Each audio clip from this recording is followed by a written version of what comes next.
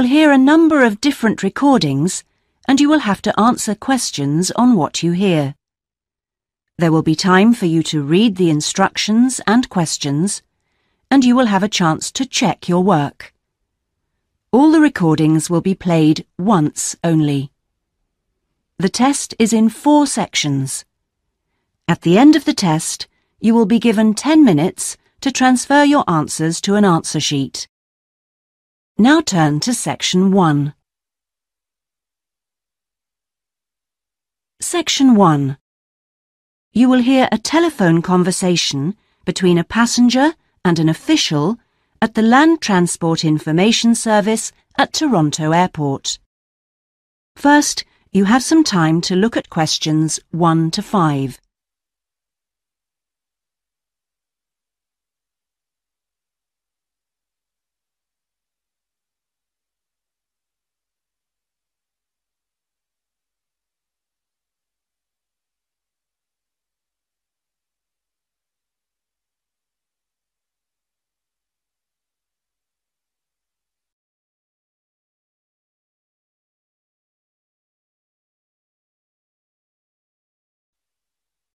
Now we shall begin.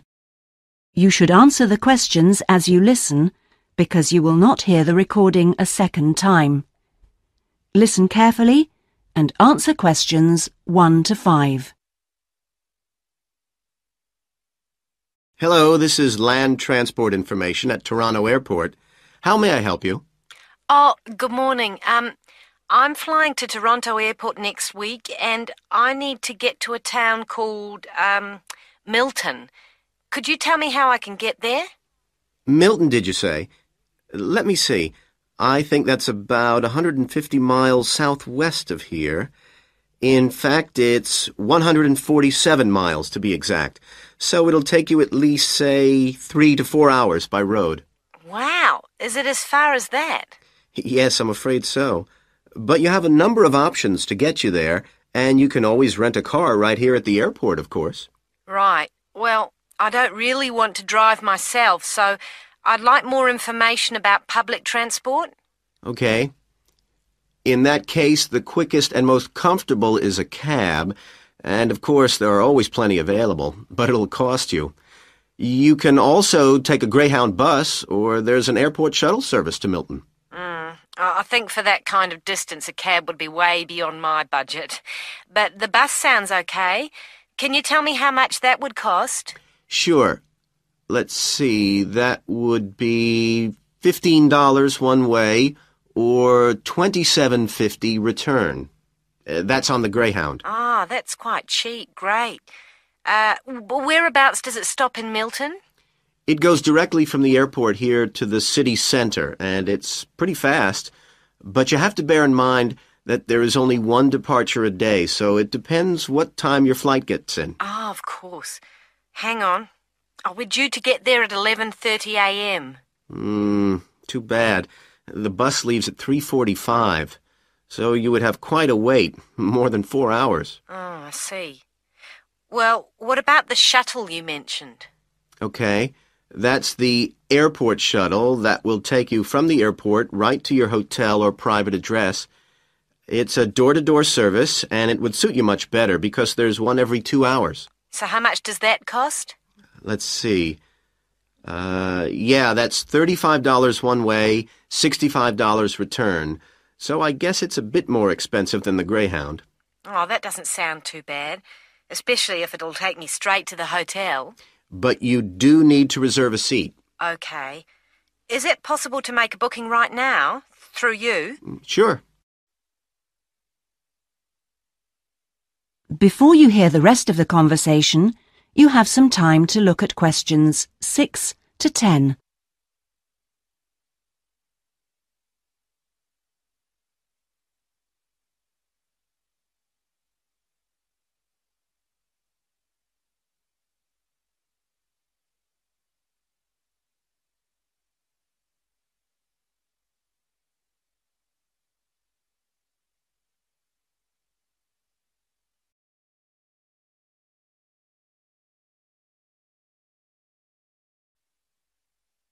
Now listen and answer questions 6 to 10.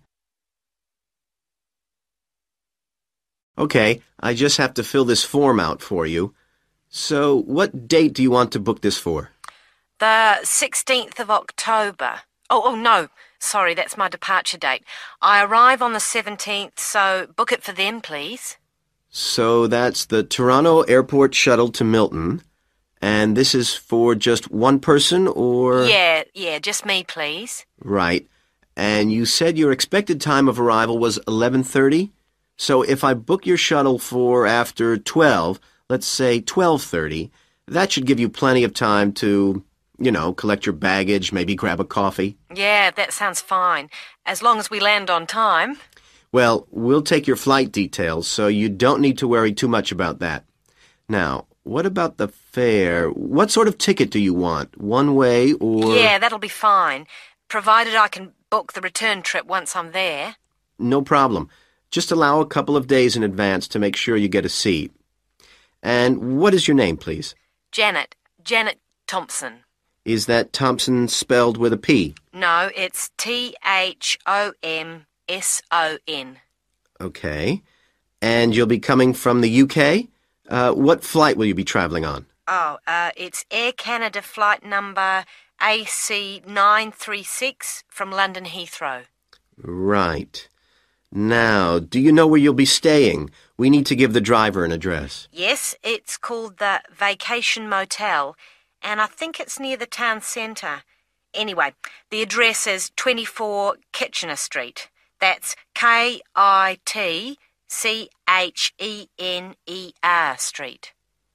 That's fine.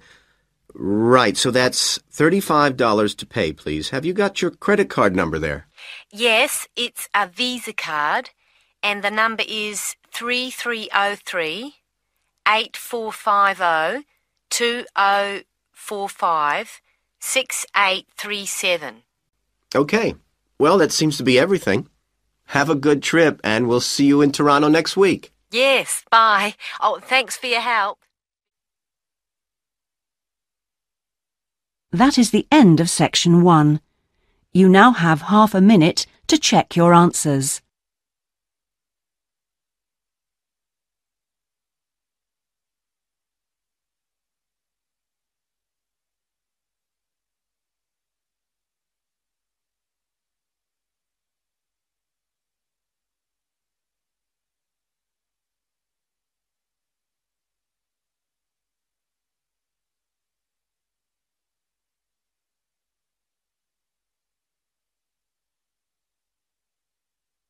Now turn to section 2.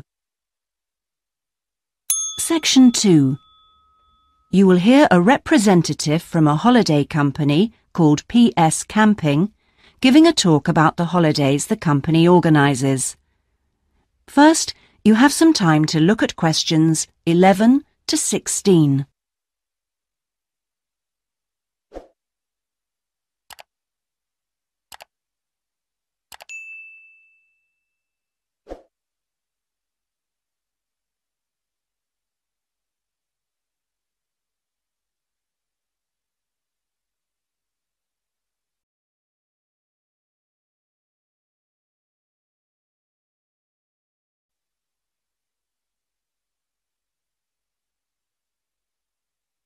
Now listen and answer questions 11 to 16. Thank you all for coming to my talk this evening. It's nice to see so many people in the audience. For those of you who don't know very much about PS Camping, let me start by giving you some background information about the company. The company started 25 years ago. It actually opened as a retail chain selling camping equipment, and then, 20 years ago, it bought a small number of campsites in the UK and began offering camping holidays. The company grew rapidly and has been providing holidays in continental Europe for the last 15 years. If you book a camping holiday with us, you'll have a choice of over 300 sites. In Italy, we now have some 64 sites that we either own or have exclusive use of. France is where we have the majority of sites, and we currently have a project to expand into Switzerland. We also have a number of sites in northern Spain, particularly in the mountainous region of Picos de Europa. We've upgraded all these Spanish sites and improved them considerably from their original 3-star rating. We believe our holidays offer superb facilities for the whole family. Parents who want their children to be fully occupied for all or part of the day can take advantage of our children's activities. These are organised by our well-qualified and enthusiastic staff. Each day kicks off with a sports match, perhaps football or volleyball, followed by an hour of drama for everyone.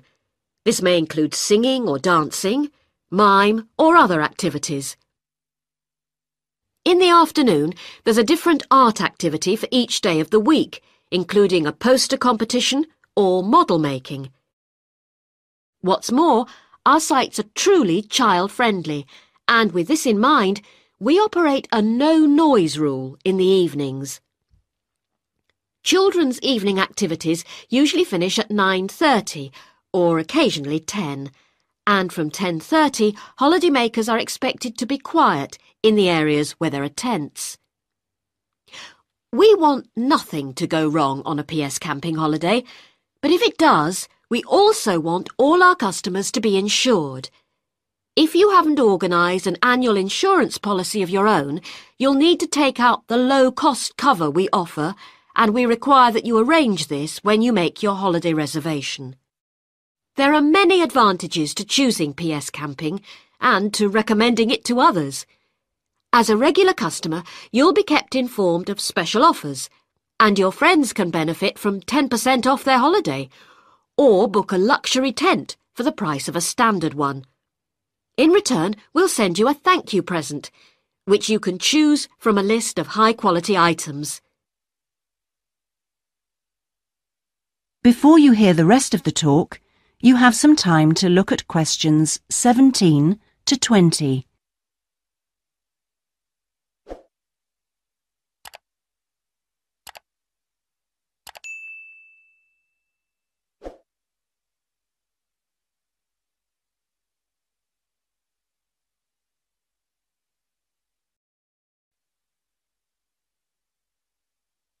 Now listen and answer questions 17 to 20. When it comes to our tents, these are equipped to the highest standard. We really do think of every essential detail, from an oven and cooking rings fuelled by bottled gas to mirrors in the bedroom areas. If you don't want to cook indoors, you can borrow a barbecue if you ask in advance for one to be made available. And there's even a picnic blanket to sit on outside your tent. Inside, a box of games and toys can be found, and children's tents can be hired if required. All tents have a fridge, and if you want to spend the day on the beach, for example, ask for a specially designed PS Camping cool box, which will keep your food and drinks chilled. There are excellent washing facilities at all our sites, with washing machines and clothes lines in the central areas, along with mops and buckets in case your tent needs cleaning during your stay. All sites have a cafe and or a shop for those who'd rather eat in than dine at a local restaurant. That is the end of section 2. You now have half a minute to check your answers.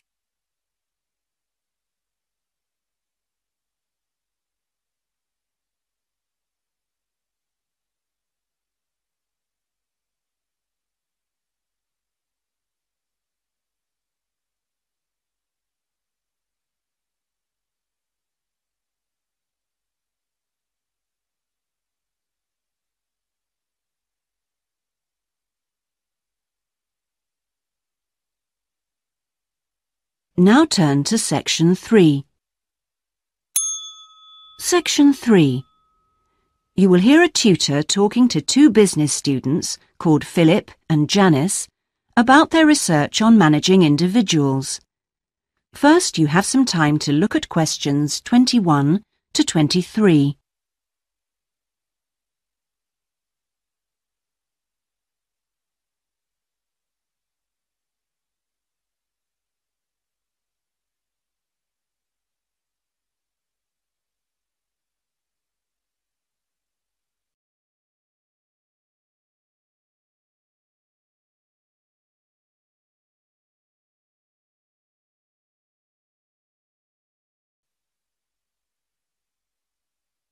Now listen carefully and answer questions 21 to 23.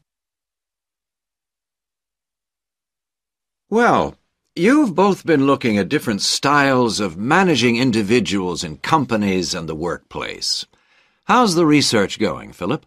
Well, I've been looking at why individualism, individual differences, are such an important area of management studies. When you think about any organisation, be it a family business or a multinational company, they're all fundamentally a group of people working together. But it's what these individuals contribute to their places of work that makes you realise how important they are. Of course, they bring different ideas, but it's also their attitudes and their experiences of learning. Diversity is important in these areas too. So why do people behave so differently from one another at work? There are lots of reasons, but research has shown that a lot of it comes down to personality. And the other factor is gender. It's a well-known fact that men and women do lots of things in different ways, and the workplace is no different. Did you look at the effects of this variation on companies? Yes, I did. On the positive side, exposure to such diversity helps encourage creativity, which is generally an asset to a company. But unfortunately, individual differences are also the root of conflict between staff, and they can lead to difficulties for management, which can sometimes be serious. Before you hear the rest of the conversation, you have some time to look at questions 24 to 30.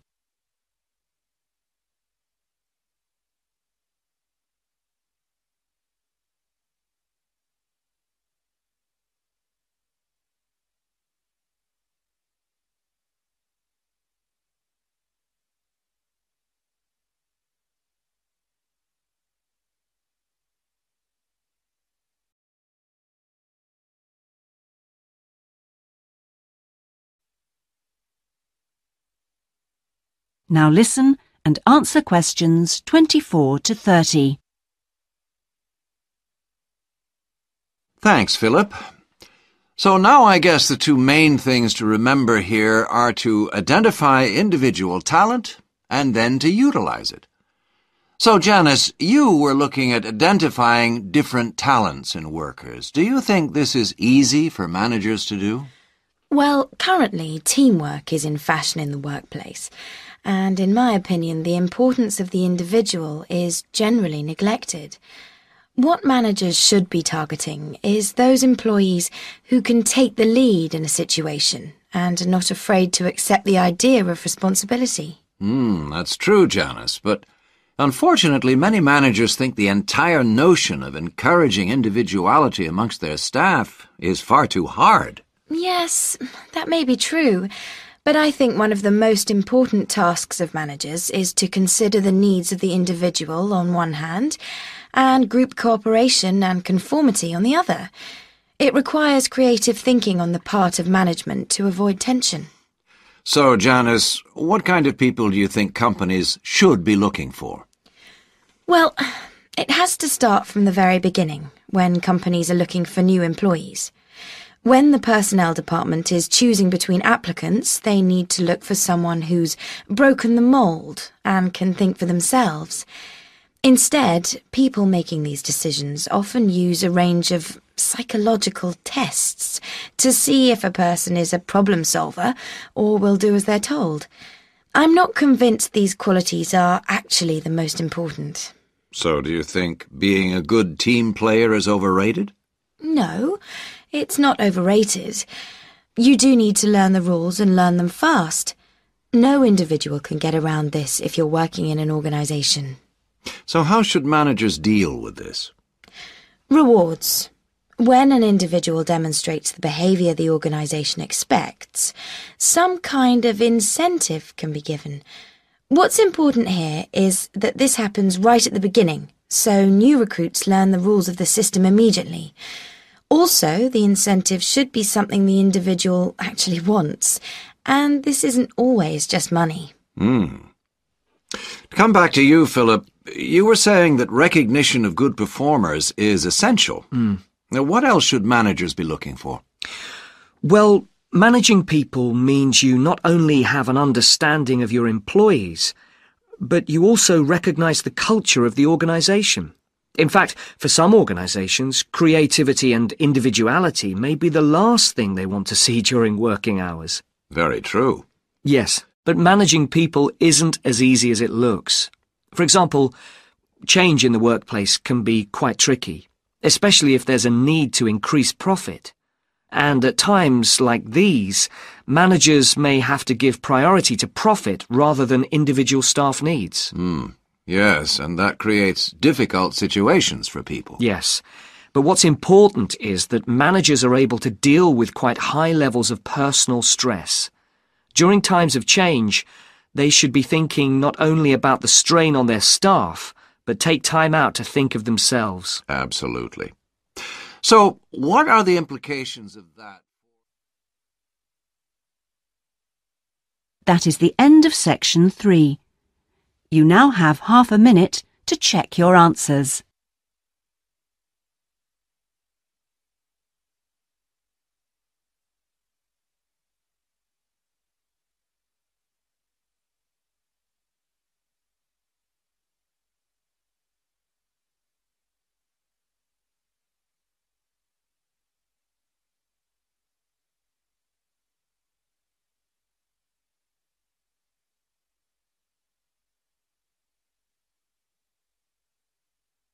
Now turn to section 4. Section 4. You will hear part of a lecture about cave paintings and other types of rock art. First, you have some time to look at questions 31 to 40.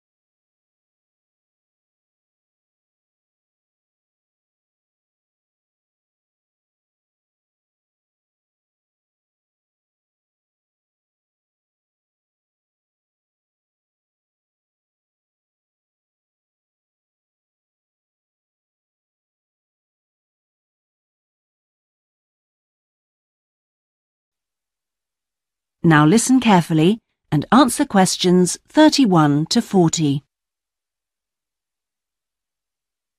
Good afternoon, everyone. This is the first seminar in preparation for our archaeological fieldwork in Namibia. We are fantastically lucky to have received partial research funding for this trip from our institute, so I shall expect 200% attention and participation from you all. First in this seminar, I'm going to give a brief introduction to contemporary research on rock art. And in the second part, I'm going to give you some do's and don'ts for our fieldwork trip in April. So please listen very carefully. I'm first going to focus on the interpretation of rock art in Namibia. We are very fortunate to be going to an area where you can find some of the most important sites in the entire world. And I hope to show you how easy it is for everyone to make mistakes in looking at cultures which are different from our own, the first and most important lesson we have to learn. In Namibia, there are both paintings and engravings. That's where the surface of the rock is cut out. Many of the engravings show footprints of animals, and most scholars used to think that the purpose of these was simple and obvious. This rock art was like a school book with pictures to teach children about tracks, which track belonged to which animal, giraffe, lion, and so on. But there were some mysteries. First, when you look at a typical Namibian painting or engraving, you see the tracks are repeated. There are dozens of tracks for the same animal. Well, you'd expect just one clear illustration if the reason, the aim was to teach tracking. Now, there were two more problems. Why are some of the engravings of animals very accurate, as you'd expect, all clearly identifiable, and others quite unrealistic? And another mystery. Some of these unrealistic animals, that's in the engravings, seem to be half human.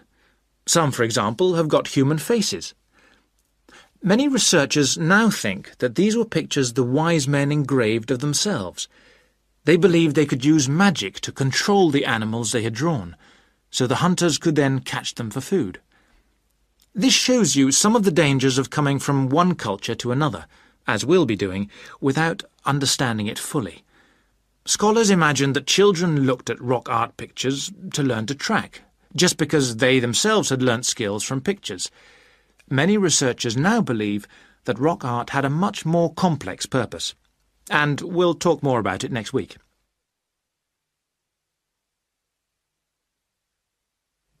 Now, before I invite you to join in a discussion in this second part of the seminar, I'd like to make some very important points about our fieldwork, and in fact any field trip to look at rock art.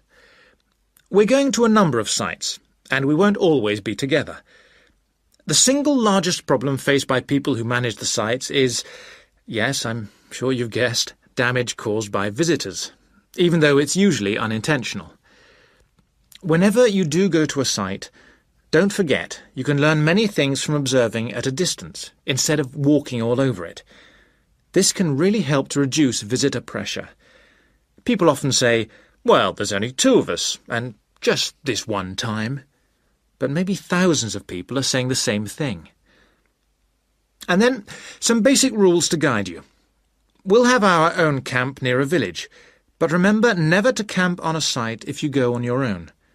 It may be disrespectful to the people of that culture, and certainly don't make fires, however romantic it may seem. It's really dangerous in dry areas, and you can easily burn priceless undiscovered material by doing so. So, how are we going to enjoy the rock art on our field trip? By looking at it, drawing it, and photographing it. Never by touching it or even tracing it. Rock art is fragile and precious.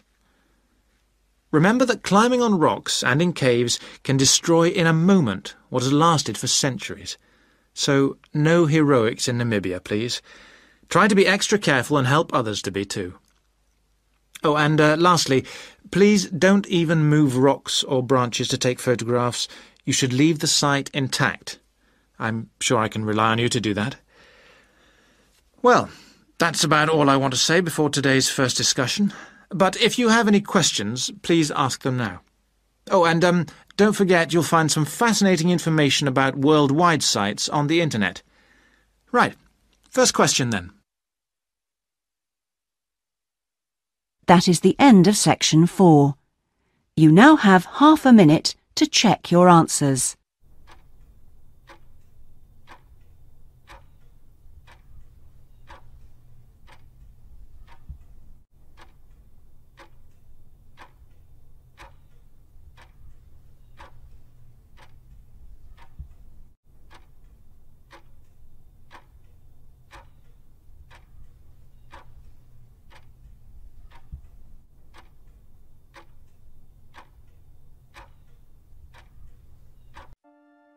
That is the end of the listening test. In the Ielts test, you will now have 10 minutes to transfer your answers to an answer sheet.